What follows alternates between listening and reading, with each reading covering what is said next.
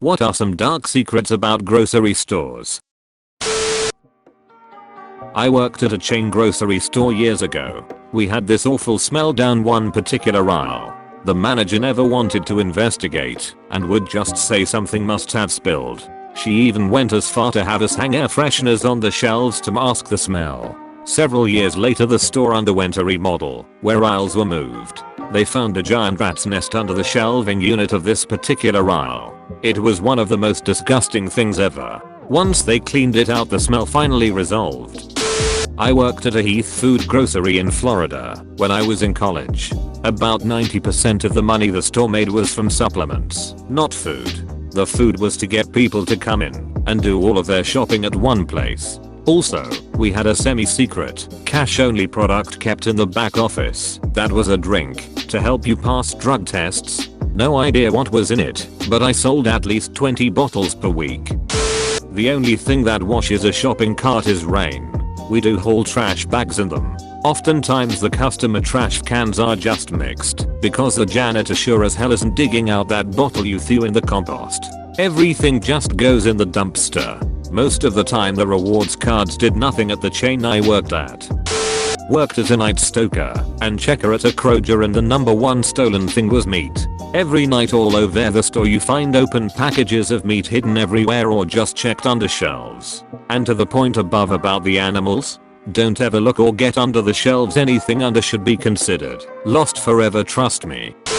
Grocery store managers are very prone to being bribed by businesses when it comes to slot space. I was talking with a coworker at a part-time furniture store job I had a few years back. Guy was retired and used to manage grocery stores. I ask him about it and he starts talking about all the free shit he got from Coke, Pepsi, Nestle, all sorts of big companies. They would offer him free Falcons tickets, flights to resorts all over the place, etc. Why? Because when they offered him this stuff he gave them more space on the shelves. Coke wants 5 feet more shelf space? Sure thing, just send me some tickets to see the Eagles next Saturday. He had a laundry list of shit that these companies gave him for better slot space. Even when companies started cracking down on it, they'd just send gifts to his family. I work in retail bakery. We don't make anything from scratch. Everything comes in frozen. We just bake it or thaw them out before putting them on the shelves. Cakes are pre-made, we just put icing and decorations. Lots of customers don't like that our products are kept in the freezer. I worked in a donut factory that made donuts for Walmart, Albertsons, Publix, Kroger, etc. It was a pretty good job, but yeah, those donuts are frozen, bagged, put in a cardboard box of about 50 to 90 depending on the size, and can stay that way for about a year, if I remember properly. No glazing or decorating was done at this plant. We even made some for Dunkin'. Edit, though these donuts were all made on the same line, we would run a certain customer's recipe for X amount of days then switch to another customer. You could usually tell whose donuts were whose by their shape and size. We waste a lot of food. Quality inspectors at grocery warehouses tear open bags, cut open fruits and veggies, and stick thermometers in meat and chicken. That all gets thrown away. When meat products especially are above a certain temperature, they get discarded too. I was once responsible for getting rid of over $100,000 worth of meat due to temperature. Made the warehouse discard $10,000 worth of strawberries that went moldy in the warehouse. Didn't even get to the store. The dudes in the meat department always have drugs.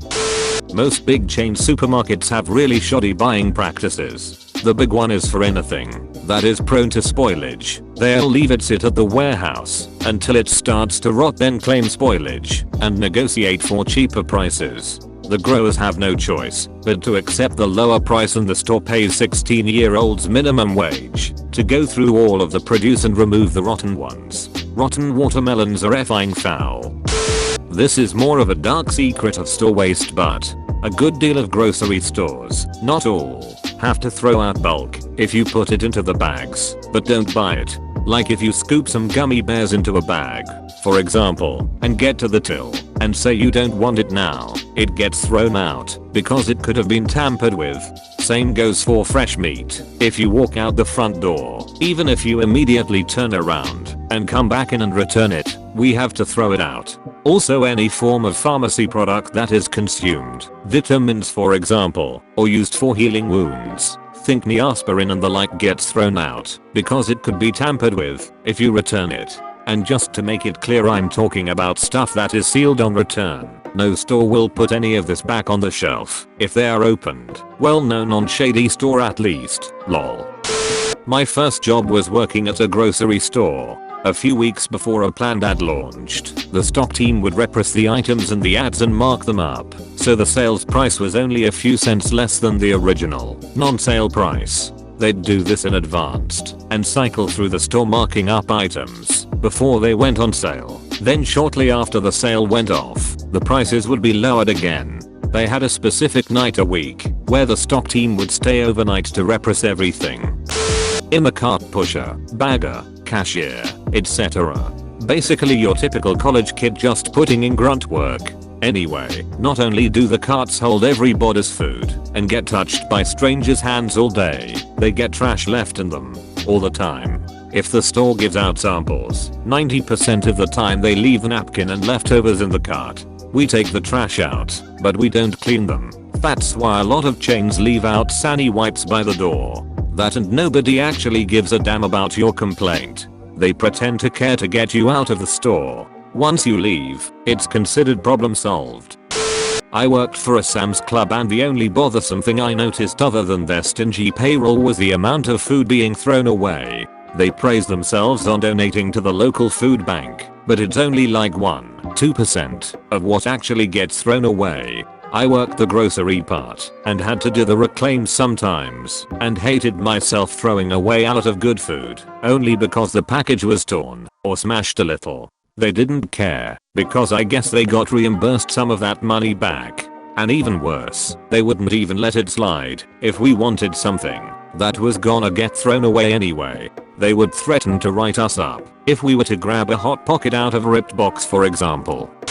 So this isn't technically about the grocery store itself, but still relevant. My first ever job was as a bagger in a grocery store when I was 15. To work in this store, however, I had to be part of the union in order to work there. Working in said union included a monthly fee as my union dues. After 6 months, they started cutting my hours more and more each week until finally they cut my hours completely for 4 months. After that time, I got a bill in the mail for $150 of unpaid union dues. I called the office and tried to reason with them, saying that I was a 15-year-old high school student and this was my only income. They responded and said that it didn't matter and I still had to pay the dues. I asked if they would pursue the bill if I quit, and they said no. I called the grocery store the next day and quit without notice. Edit. Also, one of my responsibilities was to help people to their car and load groceries in their car if they wanted. I wasn't allowed to accept tips. One time, around Christmas, this guy bought $700 worth of grocery and helped load them into his car. He came back and tried to give me a $50 tip in front of my manager and walked away after I said I couldn't accept it. Manager took it, since I'm not allowed to accept tips. She acted like she was going to put it in the register, but she pocketed it. I have worked in grocery stores for about 18 years, with 10 of them being in management. There are too many to list, so I will give a couple. I would say 95-98% of customer complaints just get ignored. Almost every time someone will give you your money back just so you come back and spend more money. When you say you will never come back, we don't believe you. Most grocery stores have a net profit of about 2-3%. The really good ones can get up around 10%, although rare. Just think about that. There is a reason you don't see enough registers open when you shop. Labor is the #1 controllable expense. I personally never use self-check because they are taking a job from another person. Plus they break down easily and I have had to fix them too many times. There is a reason why things are in specific places in most stores, like fresh produce right when you walk in, or dairy all the way in the back corner of the store. Ever wonder why sugary kids cereals are on the bottom shelves? It's so kids see them. There are so many tricks grocery stores use to get you to buy more items. This isn't even the tip of the iceberg. I have a friend who used to work for China's largest agricultural conglomerate, which makes it one of the largest in the world. They started out mainly specializing in rice, but also do a ton of cooking oil and some other common products in China. He climbed the ranks until he was in charge of distribution for Chongqing, one of the largest cities in the world. His job, basically, boiled down to figuring out how to bribe grocery store chain owners, to putting his company's products in prime shelving space, and figuring out how to bribe local factories and farming conglomerates to lower their prices for his company relative to the competition.